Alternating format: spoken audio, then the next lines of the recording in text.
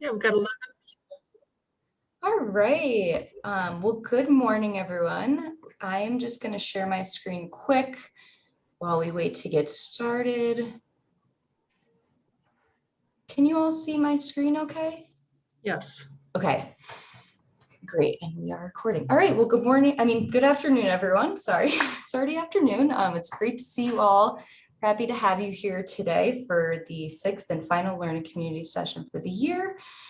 So for those who I may have not met, my name is Gianna Calabrese, and I'm a program coordinator with Peer Assistance Services. I help coordinate and provide TA for the SBIRT project.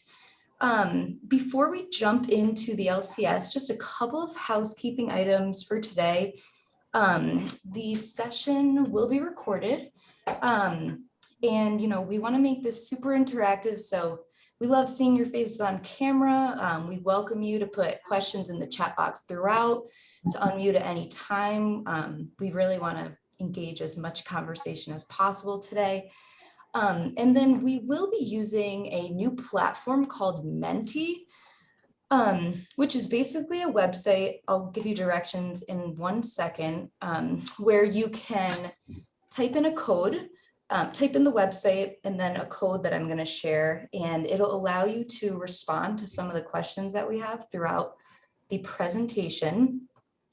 So I will just post that in the chat box right now.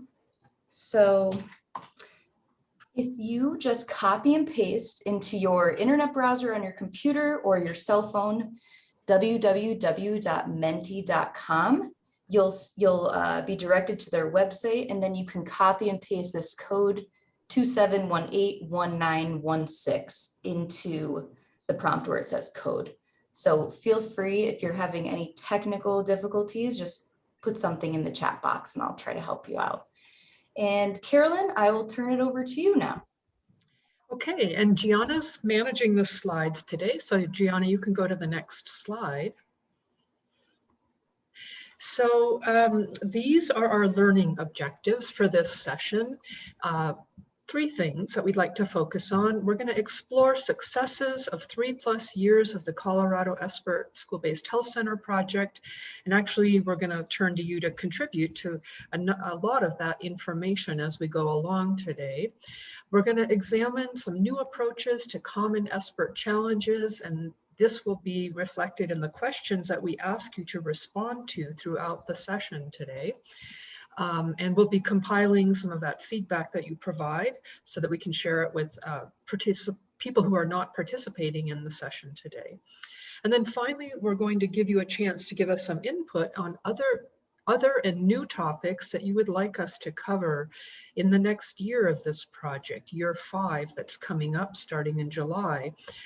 We really want to make these sessions, we know there's a lot of them, educational sessions, useful to you in your work and build on what you're learning, because you really are contributing to the field of adolescent SBIRT through this project. Next slide, Gianna. And so again, there's the information at the top of this slide that you need to log into the Menti website so that you can respond interactively to the questions throughout the session today. And as Gianna mentioned, if you have any trouble getting to menti.com and getting to the platform that you need to be able to contribute information, just let Gianna know and she'll help you. We're trying out this new platform, so no stress, okay? That's what my Italian teacher used to say. Senza stress, no stress at all. So here's a question we'd like you to respond to. What is one word to describe how the past year has felt in your school-based health center practice? Just in general, what's one word that you would use to describe the past year?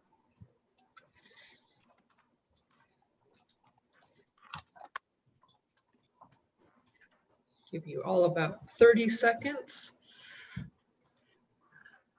And yeah, and if you're having trouble getting on Menti, that someone just said in the chat box, maybe give it one more try just on your internet browser, menti.com. but feel free to also put words in the chat box if you're really having trouble. And I will look at the chat box as we go along and share those additional contributions.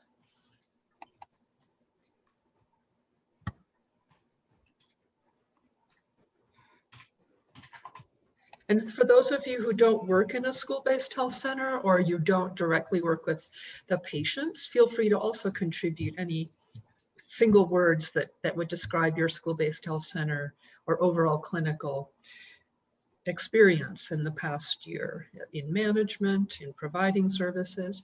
So we've got isolating, collaborative, challenging in great big letters, discombobulated, that's a great word, ever-changing, rewarding, new, a lot of new things to learn and adjust to, yeah, overwhelming, okay. Okay, I think that's been enough time for everyone to respond, so thank you for that. Not surprising, and I'm guessing that there have been some lessons learned, and it's probably amazing sometimes how quickly we humans can learn new things and adjust to new things, which is an important theme, I think, is the resilience of the past year, not only the challenges. So let's go to the next slide.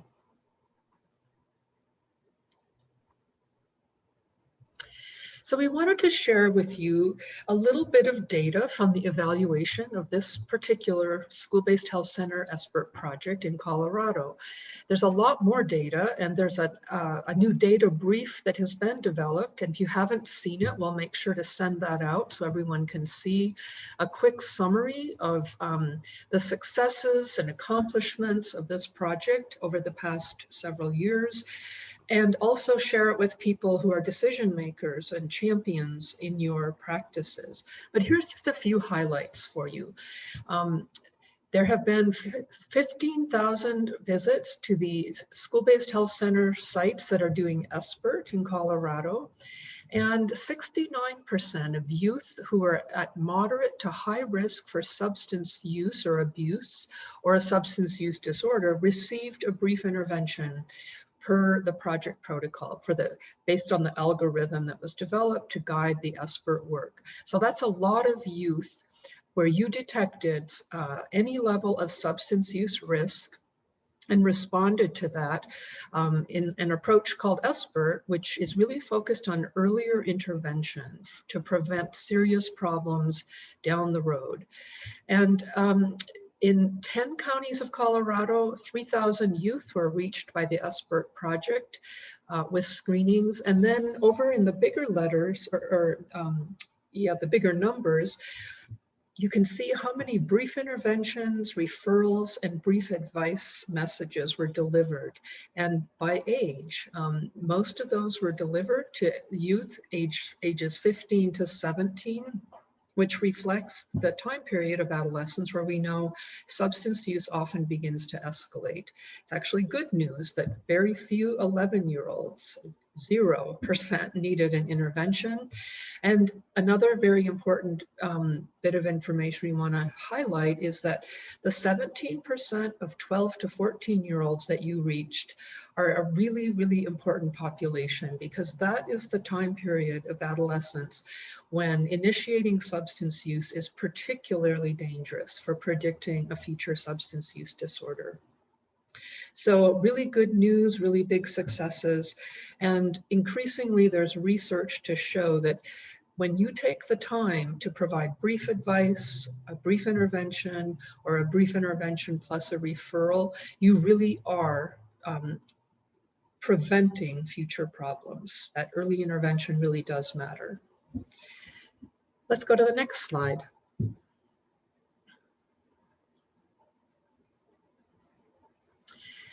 So the next topic that we wanted to highlight in this session is the resiliency that has been necessary during the pandemic, during COVID-19.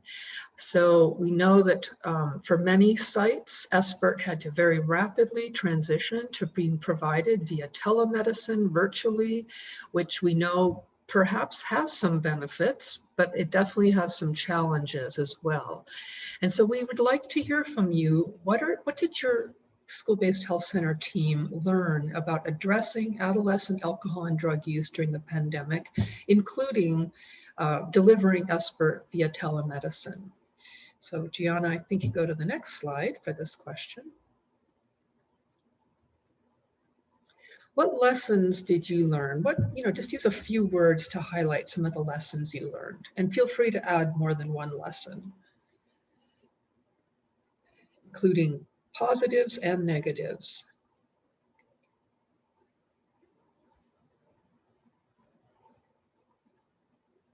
And just so everyone knows, your responses do come up anonymous on the screen, I believe. So just to note that. And like Carolyn mentioned before, just feel free to put in the chat box if you're having any issues accessing Menti.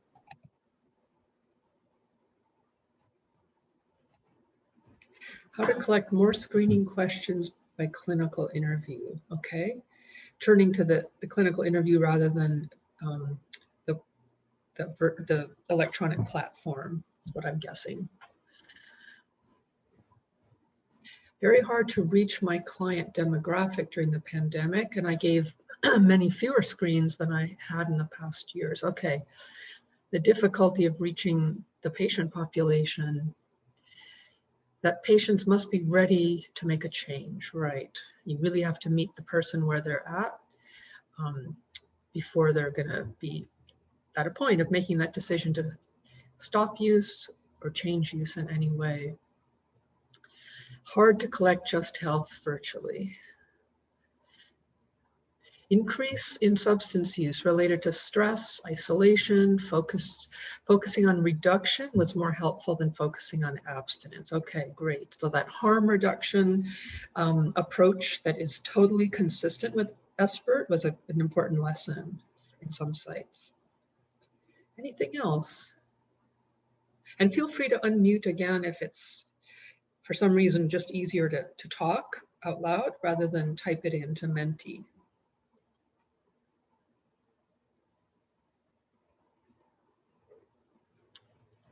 Okay, well, let's go to the next slide. So we know that in SBIRT, especially in adolescents who have escalating substance use, that is not simply experimentation, that often there are underlying issues. Sometimes there are issues related to a mental health condition or a behavioral health condition that hadn't been detected before or is not being managed appropriately or with a treatment that's working for the student. Sometimes it's social determinants of health, it's relationship, family issues, school problems. Just a reminder that very often school difficulties are co-occurring with substance use.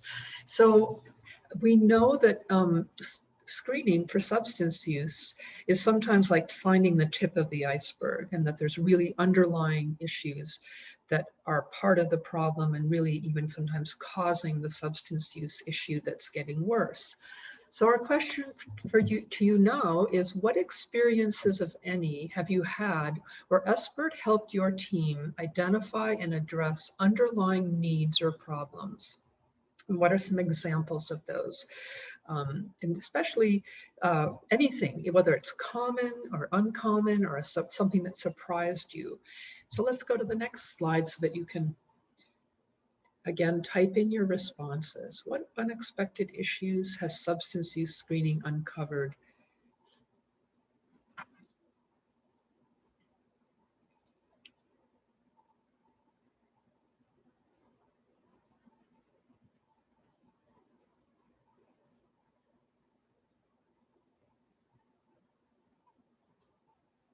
Trauma.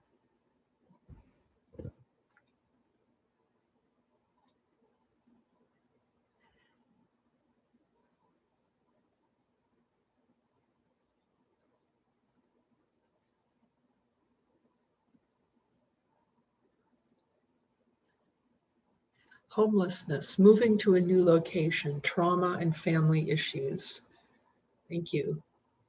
Chronic pain, use and turning to the use of marijuana to alleviate pain, a history of family use of alcohol and drugs. Yeah, very commonly there is family use in the picture.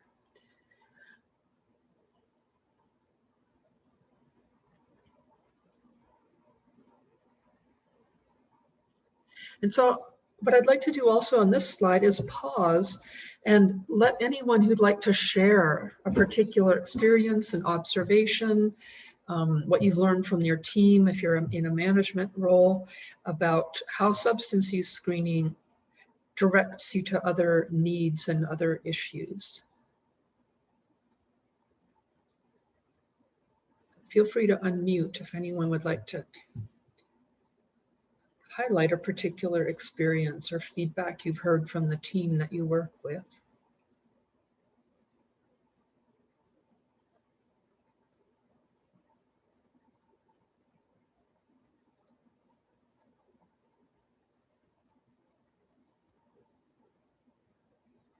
No one? Hi, it's Rebecca. I was pausing to think about this. As most clinics, or I know a lot of clinics, we do a warm handoff from medical to behavioral health at the time of well child visit. And that has been instrumental in identifying areas that the behavioral health provider can work on. And this was directly related to the SBIRT screening tools that we use. I was trying to figure out how to word it, but I just think that collaboration, that close relationship is allowing us the opportunity to dive deeper into both behavioral health and medical and really take a look at the whole person, why they are actually using substances. Does that make sense? Yeah, absolutely. Yeah, thank you. Anyone else with an actual story or observation about how substance use screening has connected you to other needs or other issues that a student or their family is experiencing? Okay. Let's go to the next slide. So for the next couple of slides, we are going to give you the chance to provide some input from your experience and also explore as a group what are some questions you may have or ideas you'd like to share with each other about feedback and harm reduction. And we're going to focus specifically on alcohol and marijuana because again, they are the two most common substances apart from nicotine, where we know that it can be sometimes challenging to figure out where do I start? How do I tailor my feedback and conversation to this particular student? So we have a question at this point focused on alcohol. What types of feedback have been most useful to offer to teens, and when you identify that they're using alcohol, and what harm reduction next steps do you focus on, what seems to resonate with students, and whether you have any questions about information that would be helpful to you to address alcohol in your school-based health centers. So I think Gianna goes to the next slide. So what works best when addressing alcohol in terms of providing feedback and focusing on harm reduction? Feel free to type it into Menti, and also we'll give you a chance to talk about it as well. Psychoeducation about the brain. Long-term effects on the brain and how it can stunt development. Okay, great. Asking permission to give feedback and assuring confidentiality. Okay, great. To highlight that really important part before you even start to talk about the topic, saying, would it be okay if I shared some feedback with you? And the things we talk about will be confidential. Stick with the facts and the science on the effects of alcohol. Let the patient explore and identify what it is that they need and are wanting to do. Do not dictate what you want. Safe driving. Okay, great. So important because of how alcohol is related to injury.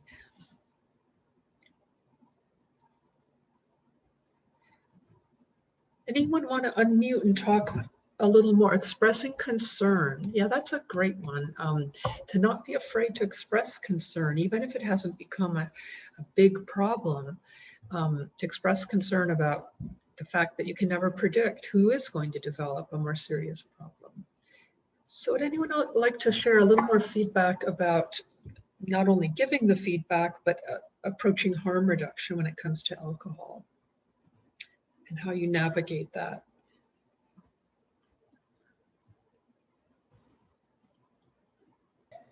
I'll share. This is Jen in Montrose. I typed in the safe driving.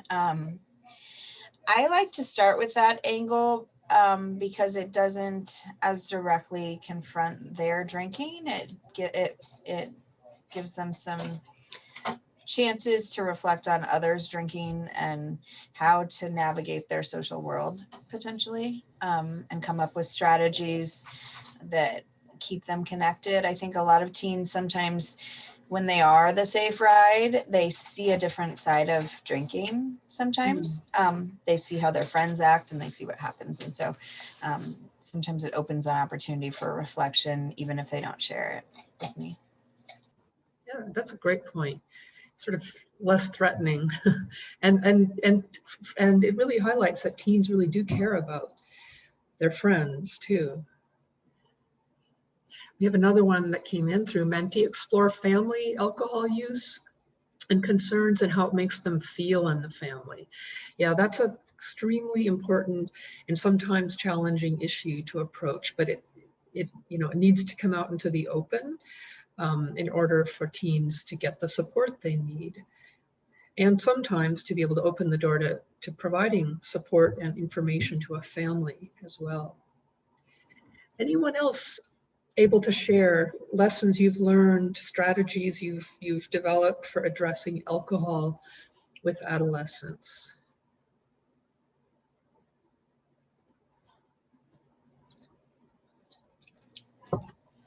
I would add just one more thing that I've seemed to found is I seem to have a lot more marijuana, more patients using or disclosing use of marijuana, and not much with alcohol. That seems less popular or less well liked amongst teens out here. And it might just be the population I'm seeing, but I much more commonly have people say, oh, I don't drink, I don't like to drink, but they have a pretty substantial marijuana or vaping or other habit. Interesting. Interesting to me. Yeah, for sure. Anyone else with observations or lessons learned on alcohol? Feel free to unmute. Share them with us. Hi. One of the things that I have noticed with some of my teens is that we have family giving them marijuana to manage their mood. Oh. And so that can be a particularly tricky proposition. Yeah. When you're trying to unpack that. And how do you approach that? I have to say it's been challenging for me. Okay. I will say, yes, I know, I'll acknowledge, yes, it's legal in Colorado, but for people under 18, it isn't. And so we talk a little bit about the law, and but then the other thing that I go to is just what other skills or strategies are possible. I mean, I can tell, and I'll reflect to them, oh, I can tell that you're really, struggling, that you're going to this length to manage your mood.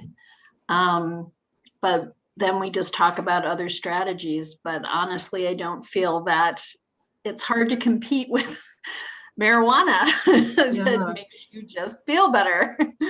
So yeah, sure. That maybe this feedback was for another section. I don't know. That's okay. It's actually the next topic, but that's actually fine. And one thing I'll just comment on that's coming through to me as I listen to you is that sometimes looking forward in time with the adolescents is the really important thing that right now, just to affirm, I hear you saying marijuana is helping, and then come up with some sort of agreement to keep checking in and monitoring, because most of the time, if they're really primarily using marijuana to address a mood disorder, they will find that they're going to need to use it more often and more of it, and it's not going to be as effective. And then by having thought through that ahead of time, saying how about we continue to check in even fairly frequently, like every week or 2 weeks, and then we'll agree to try some different approaches if this starts to happen for you. And that can be really important, and it gives them some ownership of the situation too. It validates that you're doing the best you can to, you're using what you think is the best available approach right now, and let's have an agreement to work on this together. Rebecca, were you going to add to that? Well, this conversation reminded me of a situation here at Southwest Open School. We get a lot of drop-ins, and this, I think it was probably in,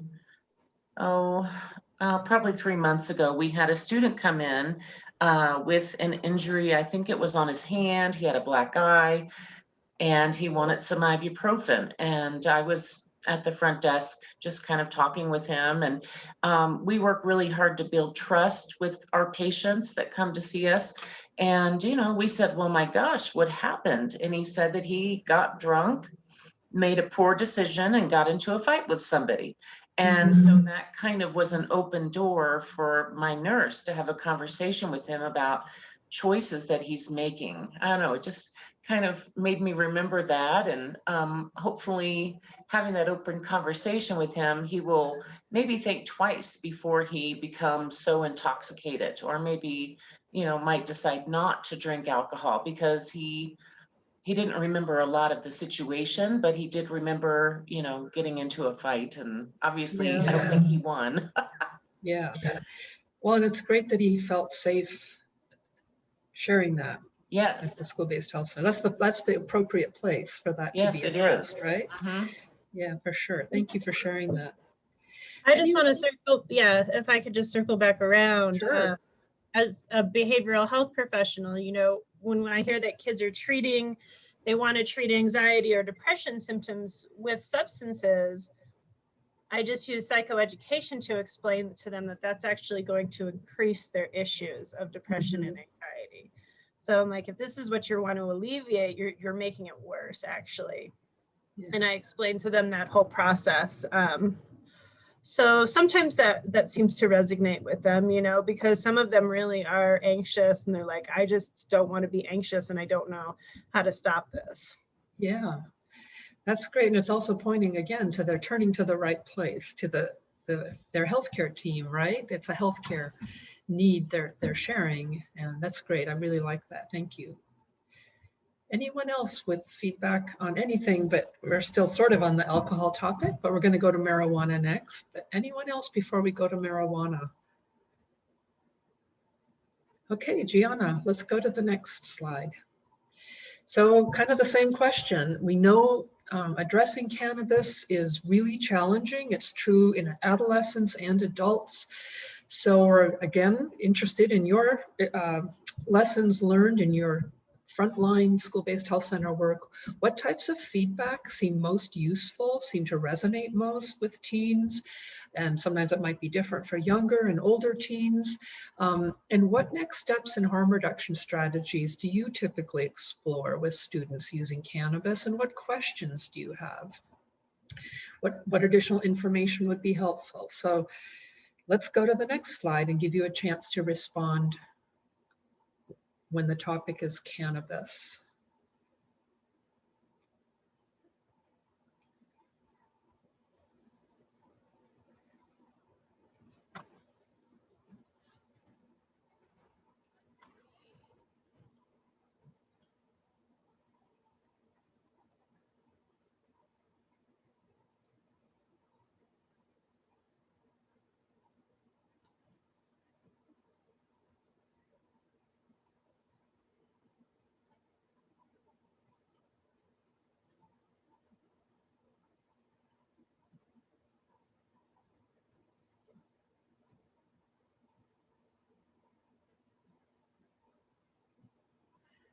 Ask them what they would be willing to do. You are smoking 3 times a day. What would it look like to smoke 2 times a day?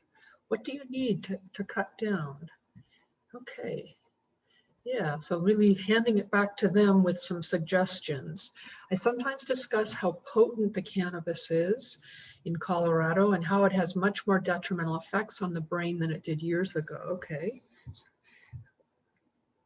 Trying to raise awareness that it's not the same cannabis that the baby boomers or that their parents might have been using when they were young adults or teenagers.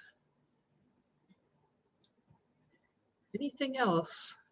I just want to say I really, I never thought about the potency of cannabis, today versus, Yeah. when I was 20 years old. That's a really good point. Yeah. Yeah, and also there's unknowns too, because there's so many sophisticated formulations now that are designed to either calm you down or rev you up. And so it can be important to let teens know that you may not know what it is that you're consuming or inhaling, and to prepare them for the possibility that sometimes people have very dramatic, even dangerous reactions, and the adolescent brain is again more vulnerable to that, right? The more potent the cannabis is, especially. And if they have an underlying risk for a serious mental health condition developing. So here's another one, reflecting on how long cannabis helps alleviate mental health symptoms and increase awareness of developing a tolerance to prescription drug interactions, right? So that the effects of cannabis wear off quickly. Any beneficial effects are not long lasting, and they haven't been studied in a way where anyone knows how to truly manage the use of cannabis in the situations where it might be a therapeutic approach to certain health conditions.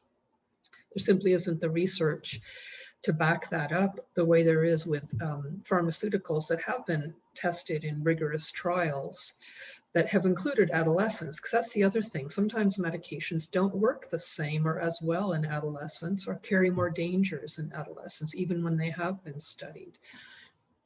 So would anyone else like to share observations about what works when talking about cannabis, how you react to feedback that students give you when you try to discuss cannabis, or what harm reduction strategies tend to be appropriate or something that adolescents will be receptive to? And Lori, thank you for already sharing some observations about cannabis in your school-based health center. Well, I have something that our behavioral health professional shared with me, and she wrote, for specific approaches and strategies, always build rapport and trust with the patient first, using motivational interviewing to help the person imagine or see what life would be like when, like waking up without a headache, remembering what happened, having money saved for. She's also put DBT skills are great for helping the patient ride the wave or urge to smoke or drink. The patient, again, must be motivated to change and have buy into their choices in life. Great. Yeah, that whole motivational interviewing strategy of looking forward, even in the short term. Let's look ahead to 2 or 3 months down the road. How will you know if this is becoming a problem or it's no longer working for you? Or how might your life be better if this, almost daily use of cannabis wasn't part of your life? And being really concrete about it, that can be highly motivating for adolescents to look forward. Anyone else with observations or input about your experiences addressing cannabis? I would just add that in general, when I talk to teens and acknowledge that I might not know the right words, or I might not know that I might have questions or not be as up as they are on lingo and things like that, it tends to kind of seem like they feel more confident to share more almost. I don't know if that's exactly the best way to capture it, but there's often this kind of perceived or real like power dynamic, the provider to the patient, and it sort of levels it out when you say, this is actually, you're more of an expert than me. So a couple times that seems to have been a strategy that just gets them engaged in the conversation more. That's really a great observation, because I've heard that that's true in addressing adolescent or adult substance use as well, that sometimes practitioners are a little bit intimidated by, not knowing the latest terms or the way people use certain substances. And it's totally appropriate to say,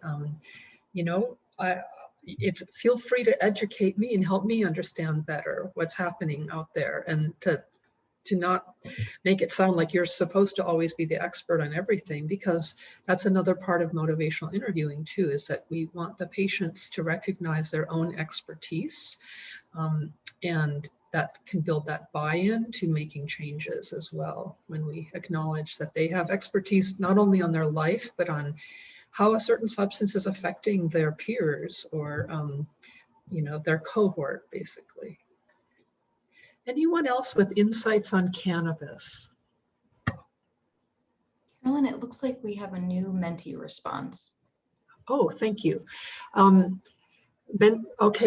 marijuana's possible effects on sexual health, for example, erectile dysfunction, can be motivating for some teens. Yes, that's a really important point, because it can very much resonate with teens at this stage of their life. That's a very important concern.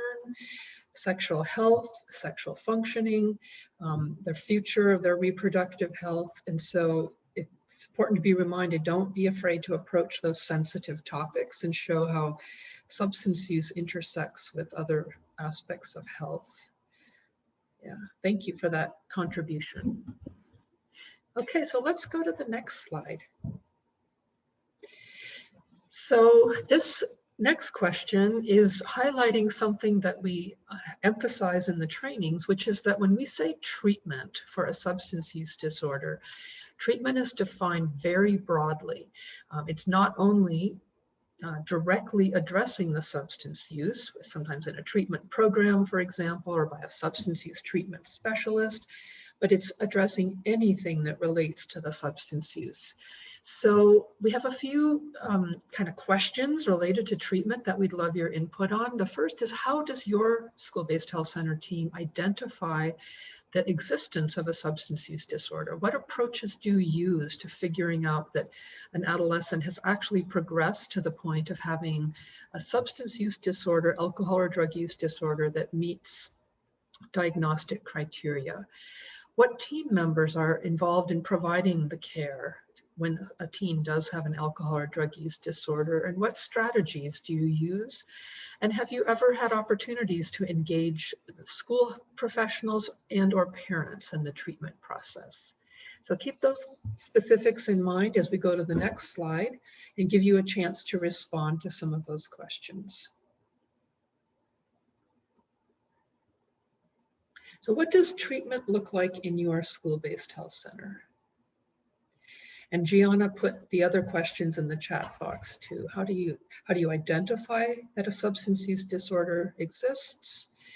What team members are involved and what strategies do they use when treating the substance use disorder? And do you ever involve school and or parents, school professionals and or parents?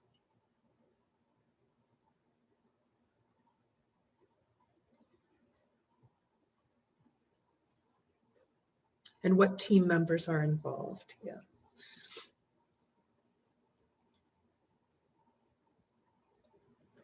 Medical screens, and then they are referred to behavioral health. School and parents are involved when appropriate. Thank you. Screening, brief intervention, and ongoing medical and behavioral health professional services. Great, so you're using your internal behavioral health specialists, which is ideal when treatment can be provided in the primary care setting.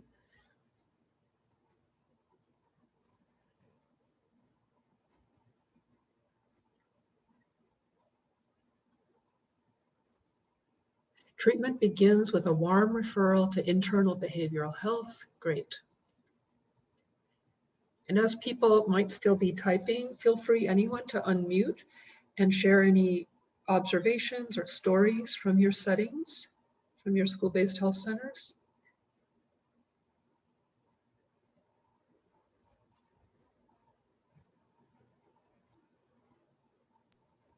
I think, as I had said previously, the warm handoffs are really vital for us. And it's not just from medical to behavioral, it's also behavioral to medical.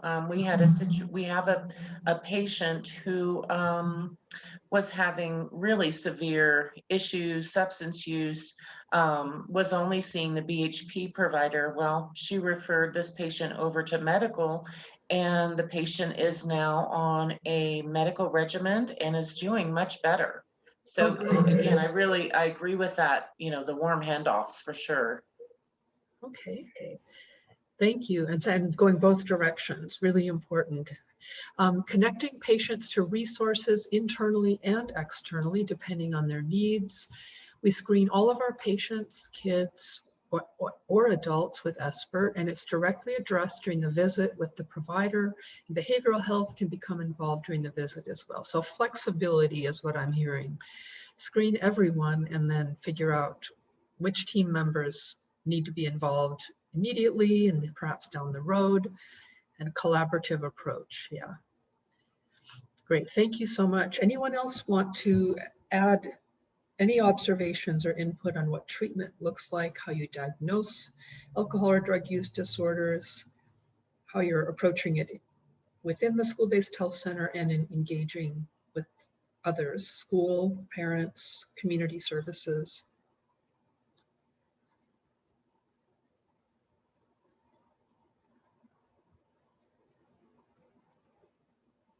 Okay, well, thank you for those observations and contributions. Let's go to the next slide. Okay, so those are all of our questions, and we will compile your input, which is very valuable, and be able to share it with others. The next thing we want to do is to actually introduce a new resource that is in the works. You haven't seen it yet. We're going to show it to you, a sneak preview, and we're going to talk a little bit about the idea behind this, where the idea came from, and get a little feedback from you in our remaining time. So Gianna, the next slide. So this new resource is going to be called Know the Facts About Alcohol, Marijuana, and Your Health. Just a few key points. I'm going to let Gianna talk more in just a moment about where the idea came from, but I wanted to let you know that in some of the research on adolescent SBIRT, one approach that seems to have a lot of promise is to use a screening platform, an electronic screening platform like the Just Health platform, and to supplement that with some sort of self-guided further learning and begin to kind of prime the adolescent for the motivational conversation they might have with a medical or behavioral health provider or a nurse or a health educator. And so this new resource is kind of building on that idea that once you screen, it can be helpful to give the adolescents a chance to sort of start to reflect on their own substance use and understand the score, the screening score on the craft, or if a clinic uses a different screening tool. And then that the conversation they have with one of the clinic team members can even be more productive.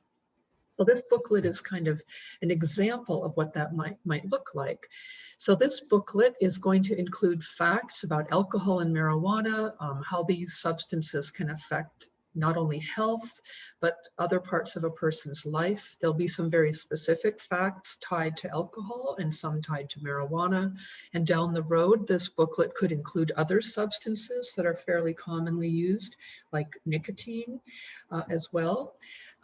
There's going to be some strategies and suggestions for staying safer, harm reduction, to introduce that if an adolescent chooses, it is their decision, of course, chooses to use alcohol or marijuana, what are some ways they can use those substances in a safer way and reduce the chance that they will bring harm to themselves or to another person?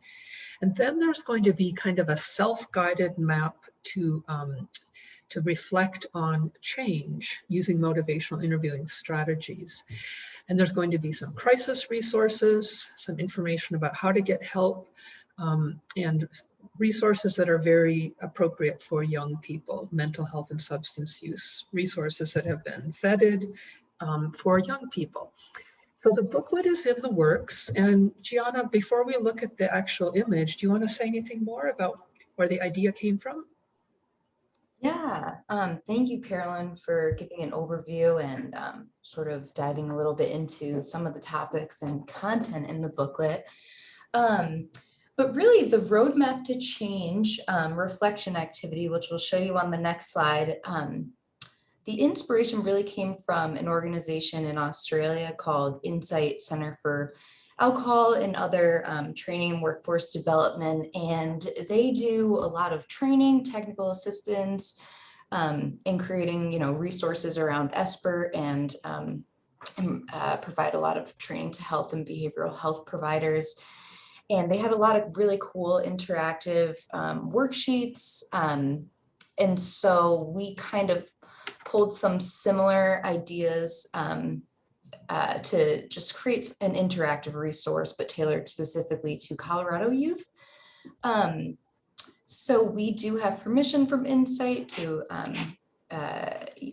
provide maybe their logo on the resource when the time comes, but we really did tailor it specifically to Colorado and just kind of use pieces of their existing ideas. So I think we can show you it on the next slide now, Carolyn, if that works. Sounds great. Yeah, we'll walk through it briefly. And so just keep in mind that this is not yet at the graphic designer, so it may look somewhat different, but we want to just show you especially what this worksheet called a roadmap to change might look like. It'll be part of the booklet, and it could probably also be a standalone tool that you could share with adolescents as part of your SBIRT work. So I know some of the print is tiny, but basically up there in that page 1, the upper left-hand corner would be a place to identify what is the score of on the screening. And of course, in this project, it's the craft. So we're going to highlight, a place for you to literally write down, or for it to be populated with the adolescent's craft score. And then a very simple explanation for the adolescent of what does your score mean? And in terms of the level of risk that you may have related to alcohol or marijuana. And then the next section, following the arrows, would be a reflection section where they get to reflect on, what substance do I use the most? And what's the context or the company I'm with when I'm using this substance? Am I alone? Am I with friends? Someone else, like a family even? When do I use this substance, and what are my main reasons for using this substance? Then in section 3, it's the chance for them to actually start to reflect on the pros and the cons, the good and the not so good. What do I like about marijuana? What are the not so good things about marijuana? Then section 4 is a chance for them to reflect on what are the most important things to them in their life right now. Short-term and longer-term goals. What matters most? Is it school? Is it my friends? Is it making money? Is it becoming more independent? Whatever it might be, they get to write it down and remember when they not only think of their responses, but write them down. It carries more weight in helping them make decisions. And then how is this alcohol or marijuana use possibly affecting the things that matter to me now, or it could affect them down the road? On the second page, section 5, gives them a chance, first of all, to reflect on who are the people that can support me in my life? Who can I turn to for help or support? Then we have that famous readiness question. On a scale from 0 to 10, they get to ask themselves, how important is it to me to make a change in my use of this substance, and how confident am I that I could make a change, where they get to circle their responses. And just a reminder that when we ask these questions, we sometimes ask importance, we sometimes ask confidence, we sometimes ask readiness, but really keep in mind that what readiness is, if a person is ready, it means that it's important to them to change and they have some confidence that they'll be able to do it. So we're highlighting those important aspects of change. And then they get to reflect on why they chose the number they did. Instead of a lower number. If they chose a 4, why are they a 4 in this being something they're ready to change and not a lower number? In section number 6, what is their plan? They get to start to think concretely about a plan to stop using alcohol or marijuana or decreasing their use, and what might that look like? What's going to be difficult, and how can they handle those challenges in section 7? And then finally, a section for follow-up where they might need more information or support, and they get to specify a concrete follow-up plan, which of course would have input from a member of the school-based health center team to figure out who can they call for help with questions, and when is the actual follow-up going to happen. And also other people that they can turn to and trust with questions they may have. So this is a rough draft of the worksheet, and we don't have a whole lot of time left. We have one more question for you, or we want input, but does anyone have any immediate reactions or thoughts? You can certainly let us know after this session, but if you have any immediate thoughts, I see there's actually some responses in the chat box. Feel free to share them. Oh, and Gianna noted that we hope to make this a fillable PDF so it could be used electronically or as a paper form. Thank you, Rebecca, who said, I think this could be used in conjunction with behavioral health professional visits. Behavioral health provider visits would be great for conversation and reflection. Yeah. Anyone else have any immediate reactions? We'll definitely be looking to get your input before it's finalized, or give you the chance to offer input if you are interested and willing. We did have one other comment that box number 4 is great. So thank you. Oh, okay, great. Thank you. Well, in the interest of time, let's go to the very last topic for this session, and which is coming up on year 5. We will be planning several more learning community sessions, 6 more to be exact, I'm guessing. And so we would love your input on this. So if we go to the next slide, just any and every topic that comes to mind that you might be interested in learning about that in any way relates to adolescent substance use, whether it directly relates or just remotely relates. Feel free to drop that in through Menti to give us some ideas as we plan the next year. And it's okay if we've already covered a topic, because sometimes it is worth going back and revisiting a topic or going into greater depth on previous topics. Ideas for prevention programming, great topic.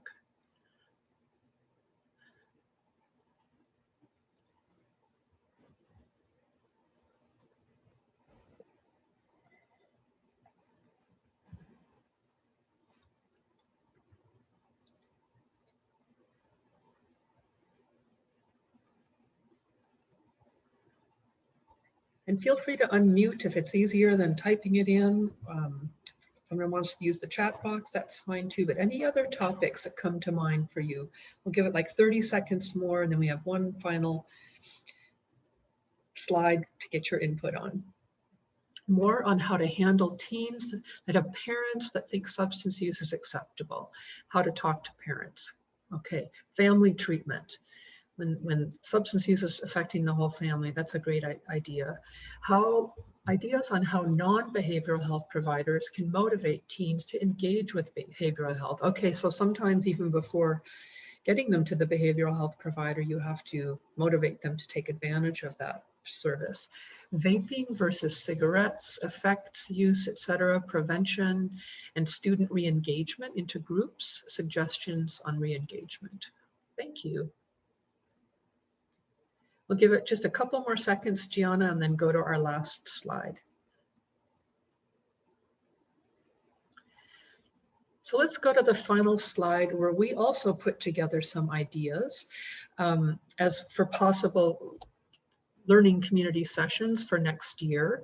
I'm just going to name them out loud. And as I do, just think about whether any of these sound like good ideas to you, and feel free to drop into the chat box either the number that corresponds to what I'm saying or just the topic itself. So topic number 1 would be SBIRT and alternatives to discipline or restorative justice, sort of an overview of what's happening in Colorado and in the rest of the country, and what are some models for using that SBIRT in that way, especially engaging with schools in many cases or juvenile justice departments. Mentoring school staff on using SBIRT. The idea behind this one would be actually helping to prepare more school staff, like school nurses, school counselors, to potentially also use SBIRT and then be able to collaborate with the school-based health center when they identify students who need assistance. Tailoring treatment to specific needs, recognizing that treatment cannot be a one-size-fits-all, so specific needs of Native youth, LGBTQ youth, homeless youth, other examples where treatment needs to be tailored to certain needs. Youth perspectives, really getting feedback involving youth perhaps in actually participating in one of the learning community sessions to talk about how they view the issues, what kind of feedback they would recommend. A chance to ask them questions, for example. Trauma-informed best practices, something we've touched on, but we could go much deeper into the latest research on how to identify and address trauma and how to connect the importance of addressing trauma with the substance use issues, and especially going upstream to prevent initiation of use or escalation of use.